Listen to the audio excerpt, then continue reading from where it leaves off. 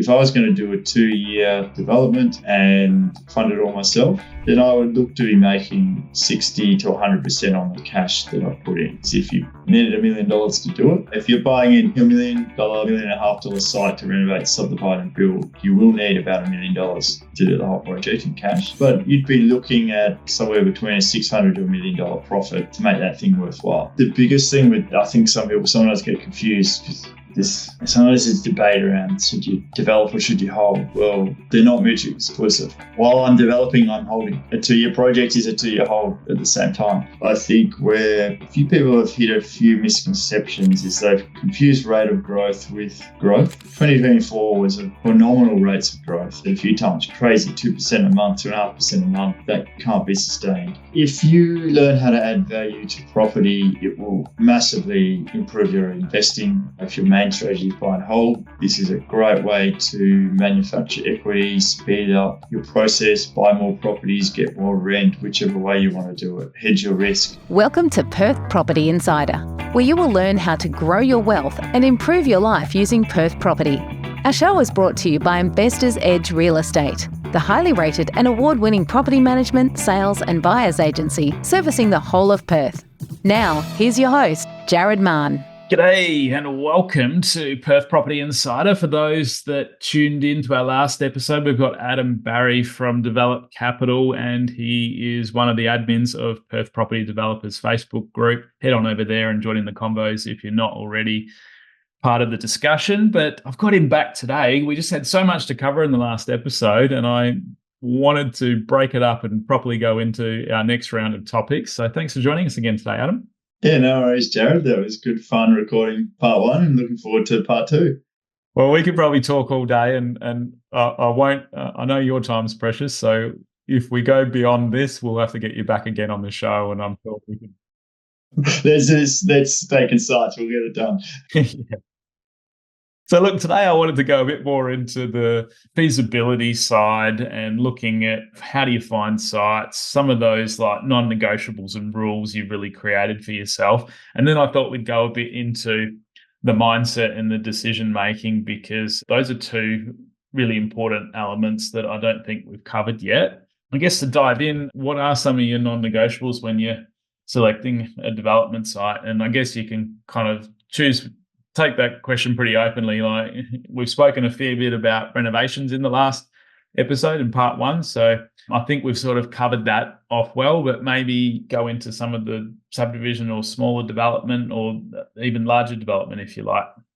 Yeah, look, I think a good starting point is I'll explain to you just the fundamentals I look for any purchase. But before I do that, I'll just clarify one thing that I didn't really mention in the last episode. Development for me is a pretty broad term. I class anything where I'm adding value as developing, whether it's renovation, subdivision or construction. And our business is very flexible in that regard. So at the moment, we're actually selling a few development sites that we've finished our projects. And a couple of them are ones where we renovated a house, subdivided and built. So we're selling the new houses at the end. We sold the renovated houses earlier. Some of them are also just renovations where we took a character house and extended it, turned it into a really nice family-sized dwelling.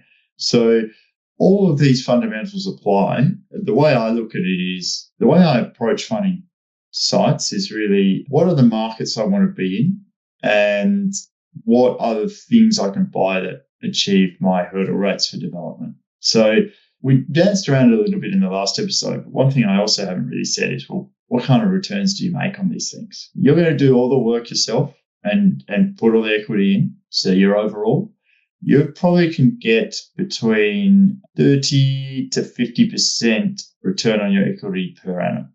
So if I was going to do a 2-year development and fund it all myself, then I would look to be making 60 to 100% on the cash that I put in. So what that means is, if you needed $1 million to do it, and if you're buying $1 million, $1.5 million site to renovate, subdivide and build, you will need about $1 million to do the whole project in cash. But you'd be looking at somewhere between a $600 to $1 million profit to make that thing worthwhile. So that's why I lent into development when I started, because it's a very good leverage, very good way to to build your capital base. So what other funding might you also need for that? So you've got your $1 million equity that you're putting in? Yeah, to get that return, you need finance. So that's how you get your leverage. That's a really good question. So why is there that such a good return on your equity? Well, it comes down to lending. So you need to be able to, there's two lending stages in development. There's buying the site, no different to when you buy your investment property. But then there's if you're going to do any form of construction or renovation, ideally you borrow funds to do that as well, particularly new build. I mean, to build out of cash in a new build, it's turn the holding around. The return on your equity, your money, your capital would be too low. So you need to do another finance stage. And that's very key in development, is actually balancing out, making sure you can get lending, because a lot of people have gotten stuck over the years. That's one of the reasons most of our projects involve renovating, because in the last few years, you might remember that building costs shot up massively from about mid-2021 to end of 2022. We saw like 2% increase per month. That's hyperinflation. That's crazy. There's no feasibility anyone had that had that included. So, yes, we could borrow off what we'd planned, but now the price is up 30%. Suddenly we can't borrow. But because we had houses that we could, it's renovate, subdivide, build, we renovated the houses, added value, sold those, released funds, and then used some equity to bridge the gap. So that's the potential for developing. We didn't really cover that before. Gives people a bit of an insight as to what they need to make it work. It is capital intensive, but the returns are very, very good. But you've got to bring the whole thing together. So going back to your question, though, you asked me what do I look at before I buy in an area. So I focus very much on markets with this is my primary filter. So what I need to be thinking about always is, well, I'm developing and selling. That's the model I primarily do, so we'll stick to that. So I need to always start with who's buying my product at the end. And I need to be confident that I'm going to produce something that is going to be in good demand with end buyers so that it will sell well. Market can fluctuate, so we never really know what price we're going to get, but we should always be confident we're going to have buyers there. So when I take that filter, there's some markets that I start to filter out pretty quickly.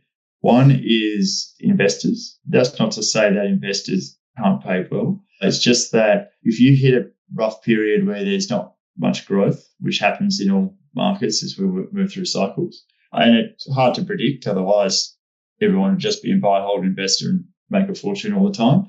If you target investors but the market stops growing or the rental yields drop, your buyers probably disappear pretty quickly. So I don't like to target investors as my primary market. That doesn't mean that investors don't buy the properties. It's just they're not my target market. Owner-occupiers are always my target market. Owner-occupiers buy for lifestyle reasons. We spoke about it on the previous episode about some building houses.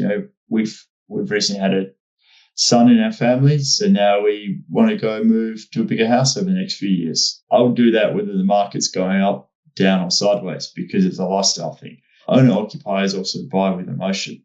When I built my own house for myself, I definitely spent more than I do on a project because there's emotional reasons for that. So going back to looking at areas and markets is, okay, well, who are the buyers I want to target?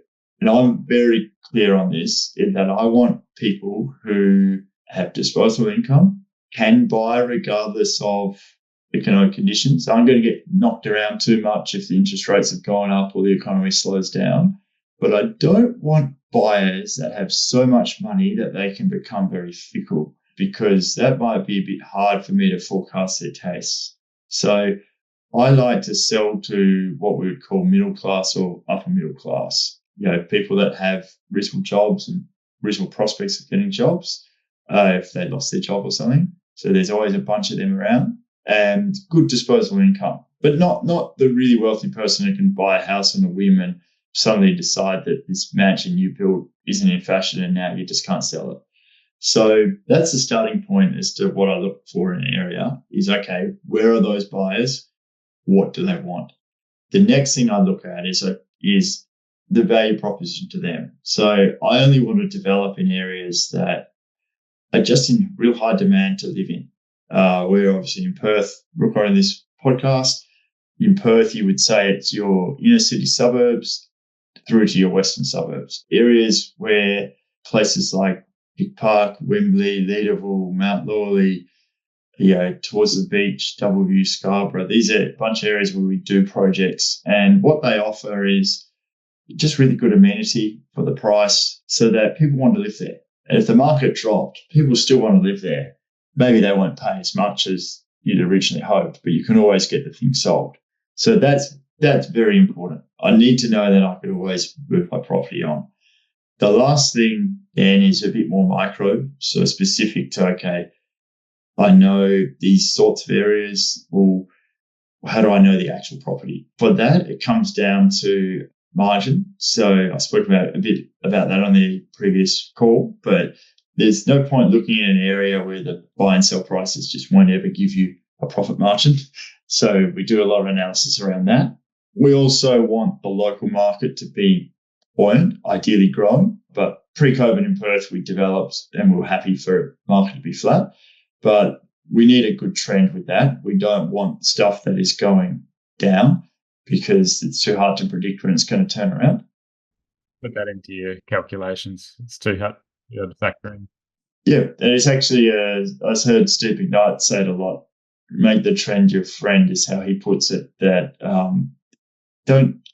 why swim against the tide? Have it flat or ideally growing. Well, a lot of developers, if they buy in the right areas, they can end up making far more from just holding the property over the period if they do that component well, not just the value add. So the biggest thing with this that I think some people sometimes get confused because this, sometimes there's debate around should you develop or should you hold? Well, they're not mutually exclusive. While I'm developing, I'm holding. So a 2-year project is a 2-year hold at the same time. Ideally, I don't forecast growth into my projections because the development part has to stand on its own 2 feet. Otherwise, why bother doing it?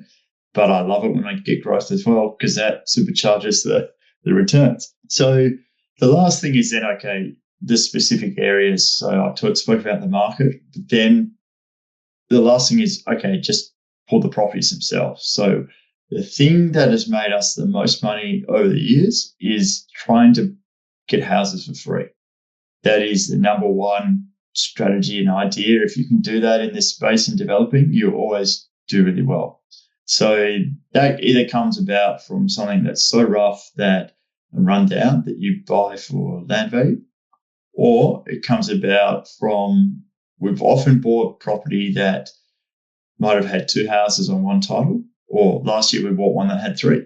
And there's a quirk with that in that often the additional house doesn't necessarily cost you any extra. And the reason for it is if they're run down and they're not good for rental, and it really is just a development site then, because a buy and hold investor isn't going to take that on because they can't get a good yield and they have to spend a heap of money to fix the property up. A home buyer probably doesn't want that. Like, how many home buyers want to go and spend the extra on 2 dwellings that are shit? Well, the thing with the home buyer, if there's a 3-unit site, I'll use one we bought in Bedford a few years ago, which we've nearly finished the project now. You bought for a bit over $1 million, and we got 2 houses, both run down, that you don't want to live in, on 1,050 square meters of land. So a lot of land, too much for most home buyers. Well, at that time, you could have taken that money and bought a really nice new house on just a nice 400 square meter block of land, 300, 400 square meter block of land, and you'd have an extra $100,000, $150,000 left over. So the homeowner is just never going to look at it. It's just not what they want.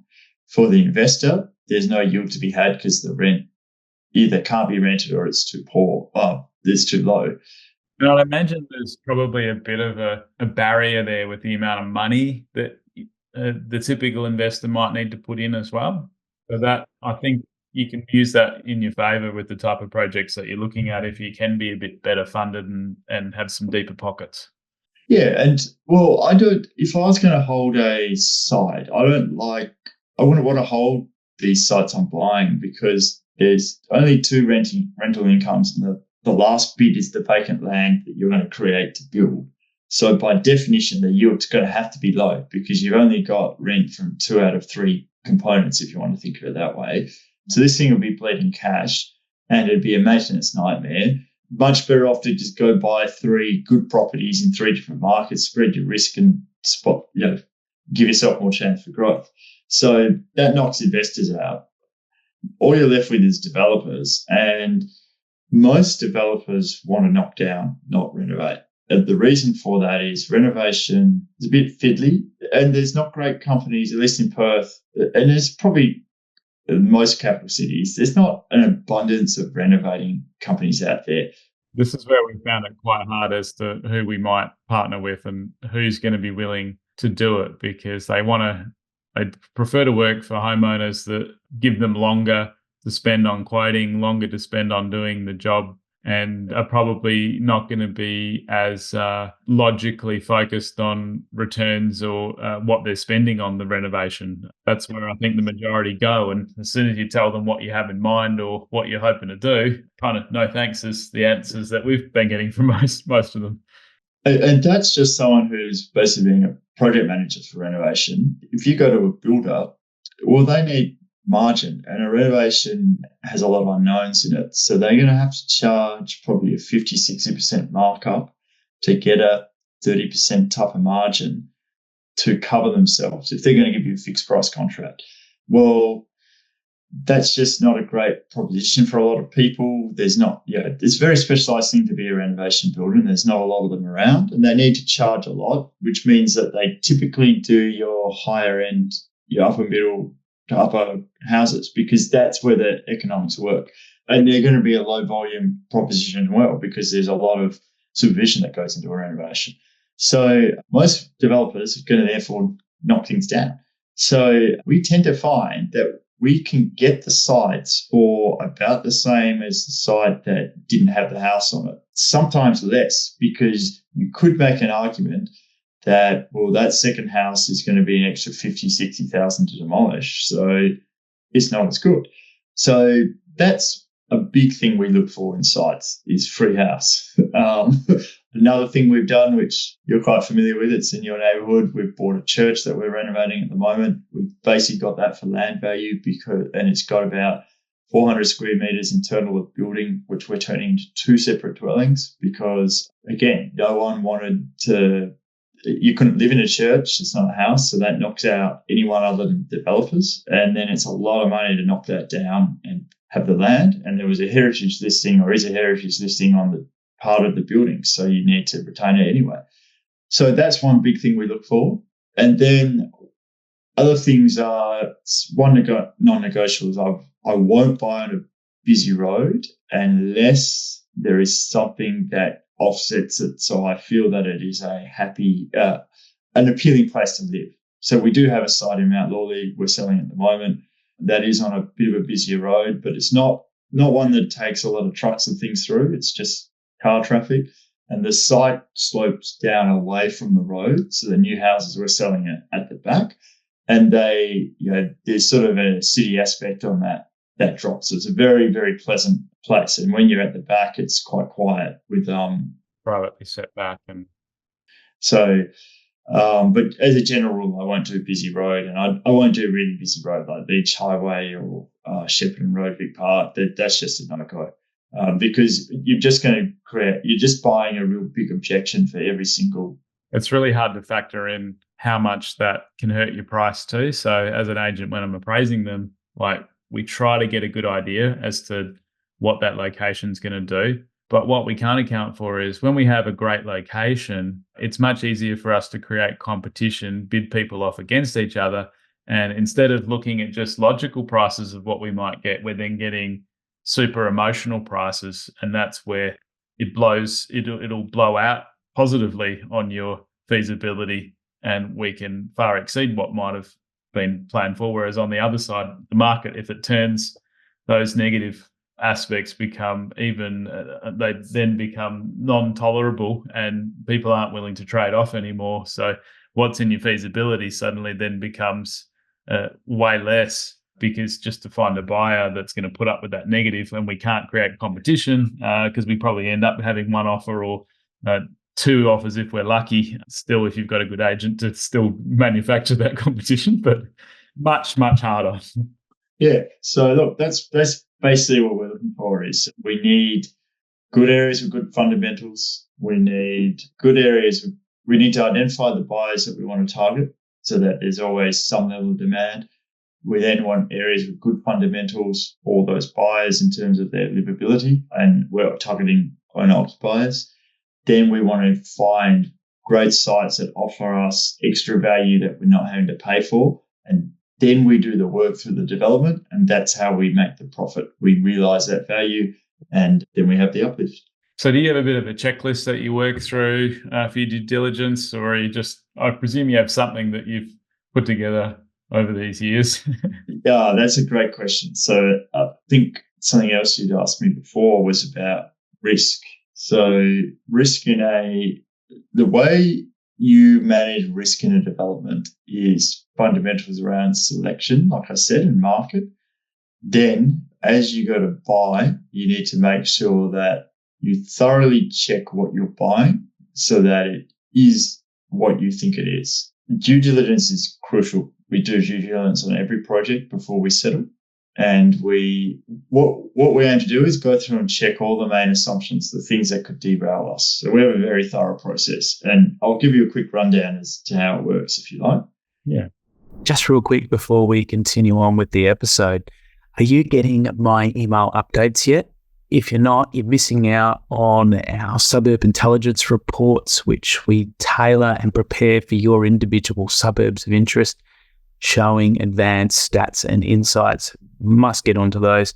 And I also send out exclusive invitations to our events, including webinars, sundowners, and workshops. So if you're not getting those, head on over to investorsedge.com.au/join and make sure you're receiving my email updates. So there's three main things you need to check is your planning aspects so that you're allowed to create what you think you can create. Then you need to check your constructability. So is the work what you think it's going to be?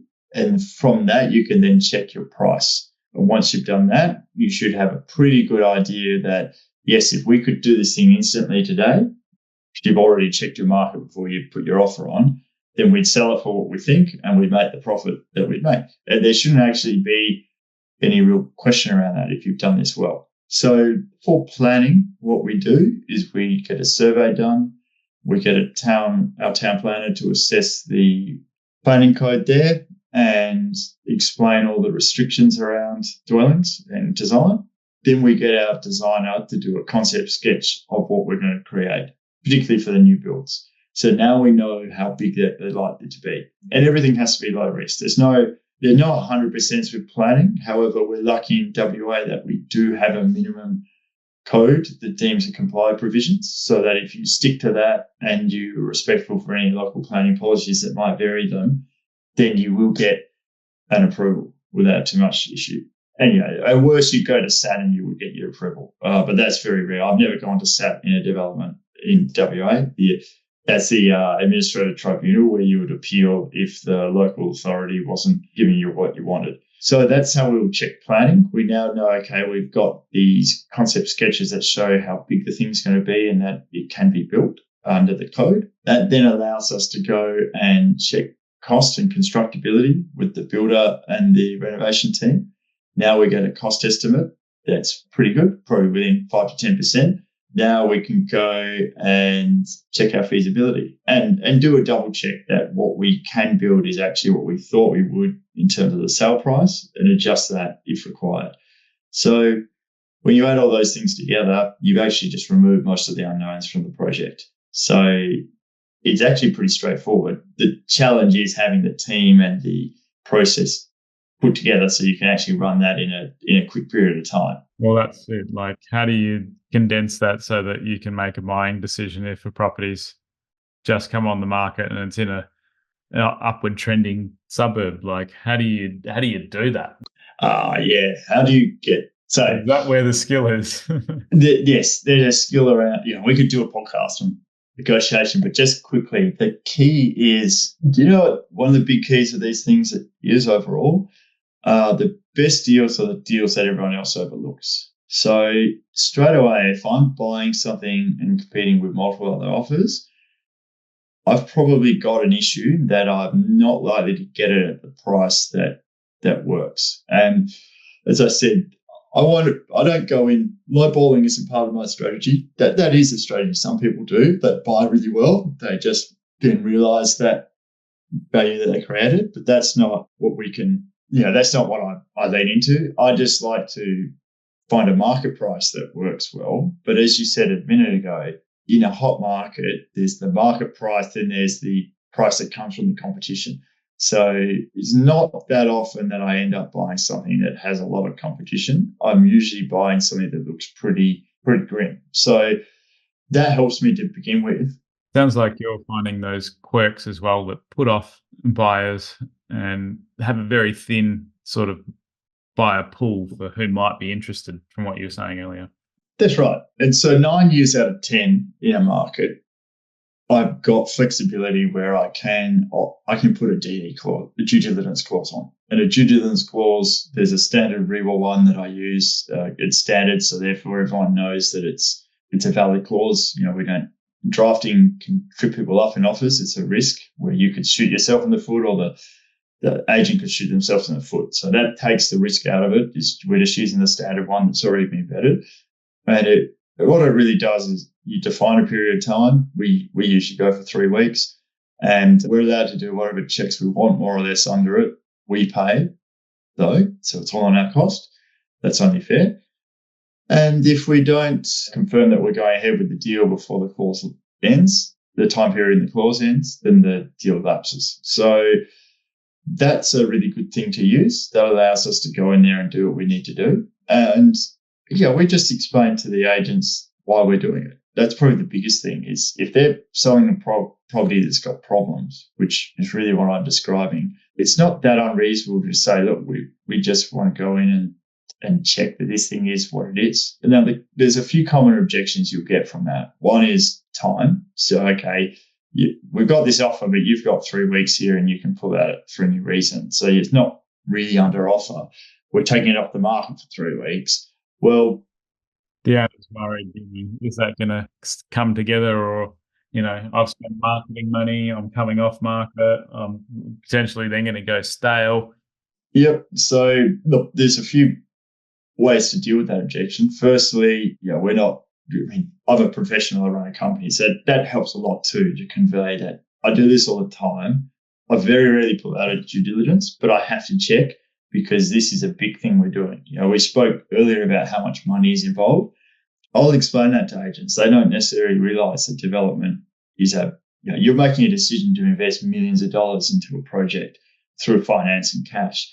I explain that we're spending money, usually $5,000 to $10,000, so they know it's not flippant.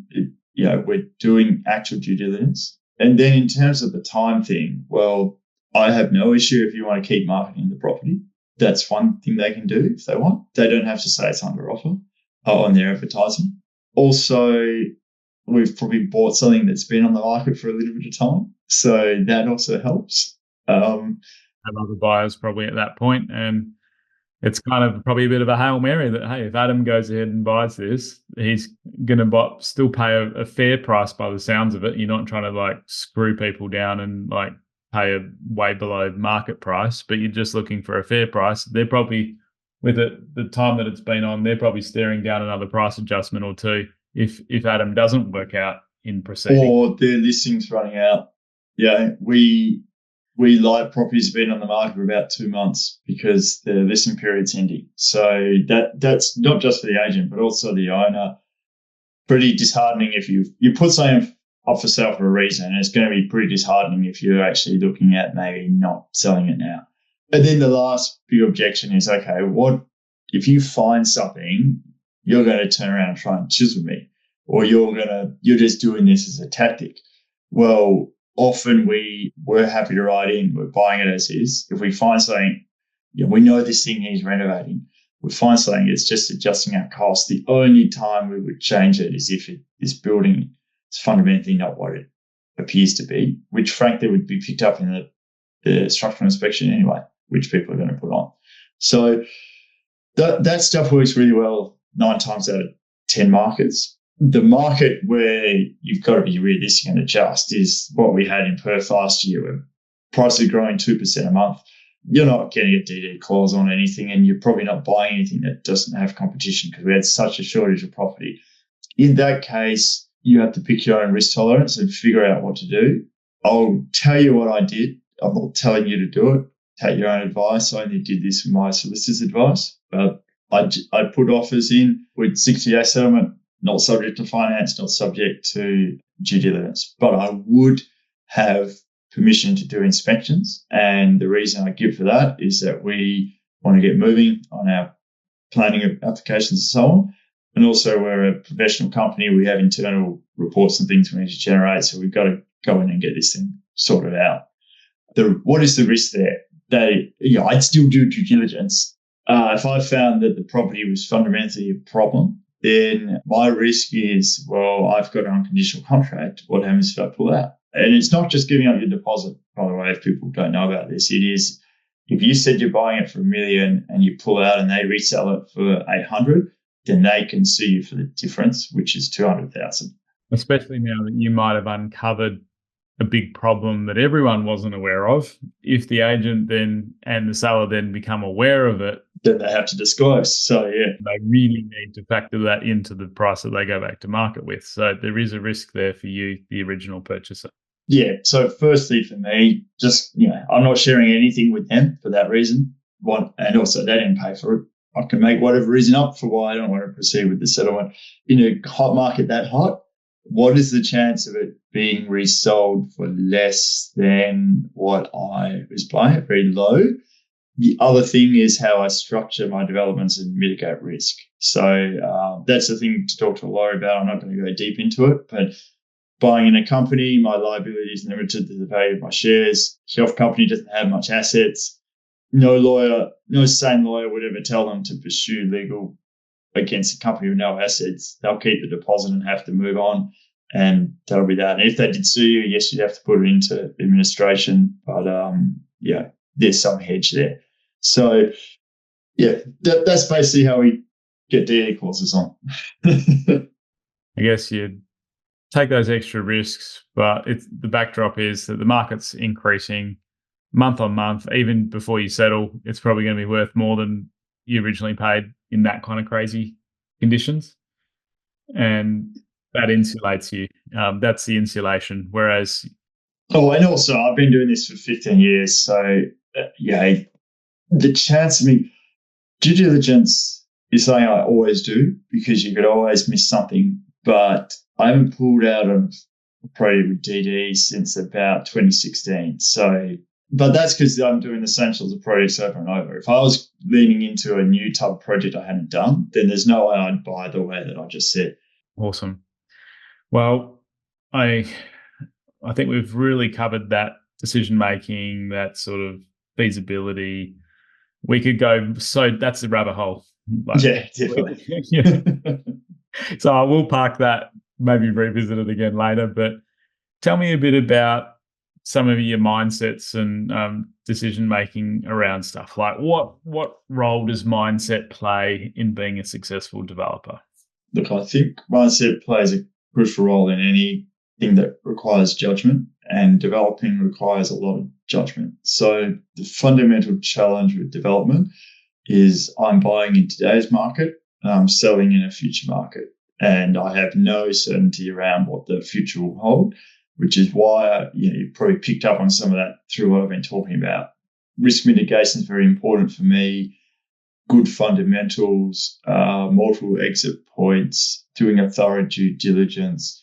All these things come together to make me confident that I can survive any major market change. And because I've been doing this since 2010, I've seen a couple of really slow markets, economic shocks. I've never lost money on a development. It's not to say it couldn't happen, because there can always be shocks. But if you approach it in the right way, you can protect that risk pretty well. So mindset is crucial. I'm a risk-averse person, as I said. There's a part of me that never wanted to do a development and never wants to do another one, right? So isn't it ironic that from the outside, many people would think, hey, he's a big risk taker. That seems really risky. But on the inside, everything you've covered in these last 2 episodes makes me feel really assured that that development's in safe hands and that, you've got many layers that de-risk the whole thing. And I think where a lot of investors go wrong is they just go out and try and do it without that risk adverse mindset, without the experience, without any experts, and then they wonder why I'm coming in and having to sell the properties for less than they've spent in their overall costs. So yeah, and look, quite frankly, I said it on the other episode, but I actually found buy and hold investing with negative gearing, that sort of cookie-cut standard approach, to be the riskiest thing I'd heard of in property, because market growth is very hard to forecast. I can pick when a market has growth potential. That's not too hard. I can tell you, pre-COVID in Perth, I could tell you the market was due for a good period of growth at some point in the future, but I couldn't tell you how much in what year.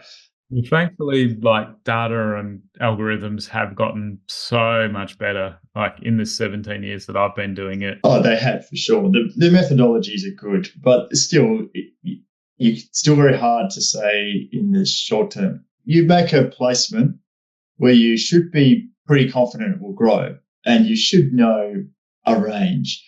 But if you've negatively geared something, then you're not adding value, you're 5% behind when you settle, you're now eating a loss every year.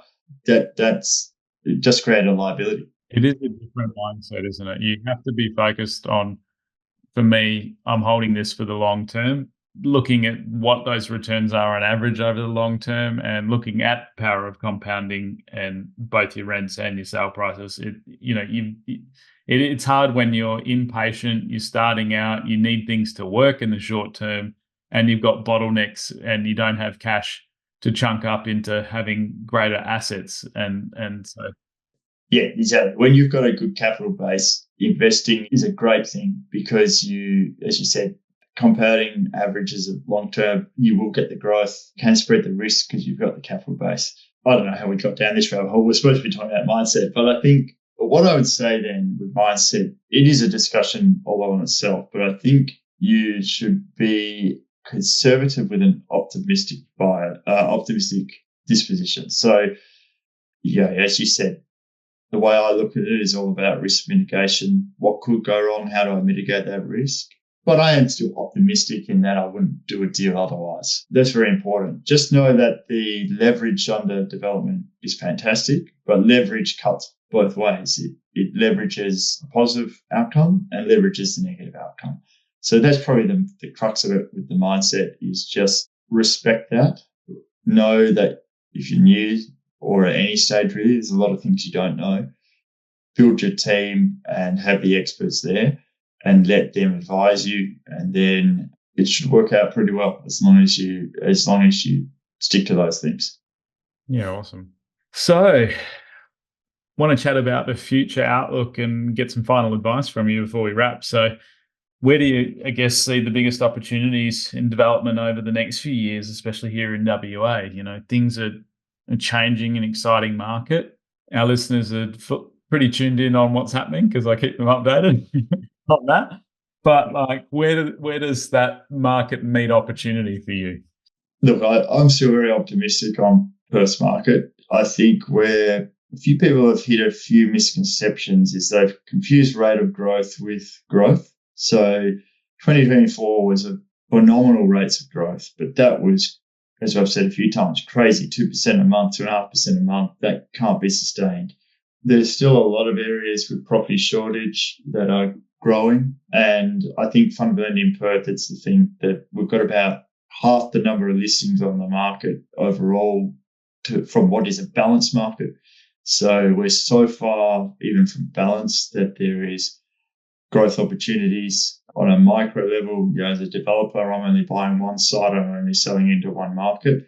So on a micro level, a lot of areas that are showing a clear shortage. But I think it's worth noting that there's always markets within markets, isn't there? And people watch the median house price and what happens to Perth at the high level, but it really depends what's happening in your suburb. It's definitely worth remembering, isn't it, that there's always markets within markets, and people look at, what's happening to the Perth median, the rates slowing down. Even within that, you only care what's happening within your suburb where you're developing. So yeah, that's very important. Where in development, you're buying and then selling in that same area. So what I like with Perth is there's plenty of areas that still have a good clear shortage of property, and there's good buying opportunities. What I am enjoying as well is the rate of growth has slowed a bit, but it is still growing. So that's nice when we go to sell, because we get multiple offers. We have the potential to be surprised and get more than what we think. That's always exciting.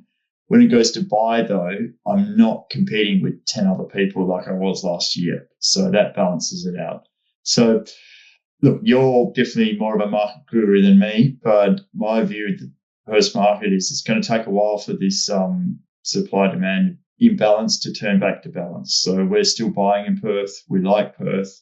We see a lot of opportunities here, and we're sticking to the upper and middle markets, inner city towards the western suburbs. Yeah, there's good properties there. We've got some offers out at the moment. So hopefully we buy a few more sites this year and the market continues to tick upwards and we get a bit of upside along the way. Yeah. Well, any advice that you give to investors that might be sitting on the fence about doing their first development project? Any final sort of thoughts there? Look, I think if you learn how to add value to property, it will massively improve your investing. If your main strategy is buy and hold, this is a great way to manufacture equity, speed up your process, buy more properties, get more rent, whichever way you want to do it, hedge your risk. I think you just have to learn about it. It'd be crazy not to. This day and age, there's lots of social media groups, videos, recordings. You're listening on a podcast, so you can listen to a podcast, so you tuned into that. The starting point is just delve into it, learn more about it, then find people who know what they're doing and work with them. Pay to do a coaching education program, jump into a JV or syndicate with someone, go to networking groups and build a team. But yeah, the sooner you learn how to use it and harness it in your investing, the better off your investing will be. I know you've spoken about taking a project through from the very beginning and that it doesn't often stack to buy something and not do anything to it. One of the sort of middle grounds that has worked for me is I own a lot of sites that have that development potential, but on the front end, when I've come into them, I've renovated the house and in most cases made sure that it's retainable or at least had an outlook where I'm going to, rent this out for at least 5 years or 10 plus years. And so it's worth spending the money on it. And that sort of middle ground has really worked for me because the reno has, by buying an uglier, more off-putting house, it's turned home buyers off. By adding value through the renovation, I've then gotten a better quality tenant, gotten some equity in the project from the beginning, and my intention's been to hold all along. So as my experience grows, and I've done a number of smaller projects myself, so it's more about timing for me and when I want to put the capital in and convert it to being a higher rental income to continue to hold it later when I actually need the rental income towards retirement. So that I think needs to be given consideration as well. Do you actually need, what do you need in your portfolio and for your situation now? But for the average investor, they might not yet be educated and willing to take on that whole rest of the development side. But if they gear up and get educated on the front end renovation, they can learn over time and then, progress, have sites or properties that they can progress as their education and capital and equity sort of is there to be ready for that next stage. I guess what you don't want to do is pay a whole bunch extra for a property that can't be developed, or you've paid too much for that potential. Can you speak to? No, I think you're right there. The best, I started with renovating property, and that's the easiest development to do because it's just one dwelling. You renovate it, you add value quickly, then you've increased the rent. You could have maybe refinanced, get some equity out. If you focus on the things that add the most value rather than stuff that's hidden and unseen, like it's pretty hard to do wrong with it.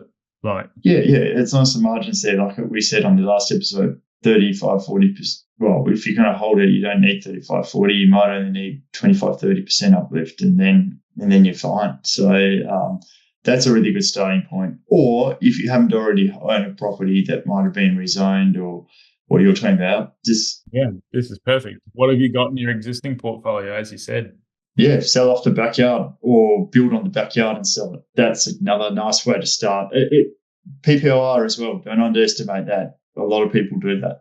When you're cycling up, not paying capital gains tax on those gains. And that's what has appealed to us with our family home as well. It's like we get to live in a far better house for the 5 or 10 years. I'd rather do it now than when I'm preparing to sell in 10 years so that I actually get the enjoyment of it.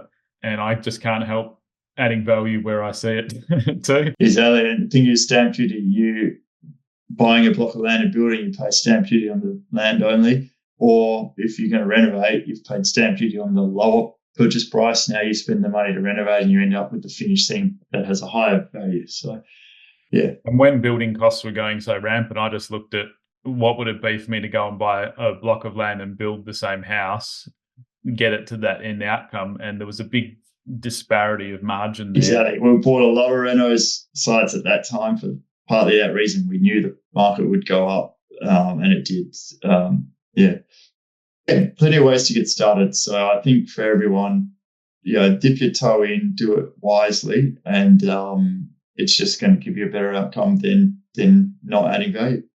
Well, hopefully people haven't been too scared off by our 2 episodes as to the complexity of it, but I'm hoping that it's opened them up to, the opportunity and the possibilities, and maybe they can start to dip their toe in and control that risk, but have some more of that upside and the benefits too. So thank you so much for sharing all your wisdom, Adam. No worries, Jared. And we go for 10 episodes, I'm sure. So I hope I was succinct enough and people got something out of this. Well, I really appreciate your time. I've been jotting some notes here beside as well. That's why people might see me on the video looking down and probably go back and re-listen to our own episode here, because I've picked up a lot as well, which is why I do this podcast, because I just love continuing to learn myself. So thank you so much. Yeah, thanks, mate. So if you're tuning in and you're not already on the Perth Property Developers Facebook group, head on over, search them out on there. Your company's called Develop Capital. So search out, I'll put your details in the show notes. I know you're probably looking for different investors and people to come on the journey with you as well. Yeah, people can always reach out if they like. Perth Property Developers is probably the starting point if you're new. And if you wanted to explore stuff with us, then Develop Capital is our business name. Yeah, awesome. And if you're listening every month, every day rather, we're hearing from listeners of the podcast who want help with their strategic planning, their buyer's agency, their property management and their sales. So reach out for a quick chat and we'd love to see how we can help you with your Perth property. So thanks for tuning in and catch you on the next one. Just a reminder, the information discussed in this podcast is general in nature. As we don't know your specific situation, you should always seek professional advice before taking any action. For free market reports on your suburbs of interest and other helpful resources to grow your wealth, make sure you join my property investor update at investorsedge.com.au/join. And finally, make sure you're a member of our Perth Property Investment Facebook group to be part of the conversation with other like-minded investors, get help to your questions, and get a feel for what's going on out there in the market. I'll see you in the group.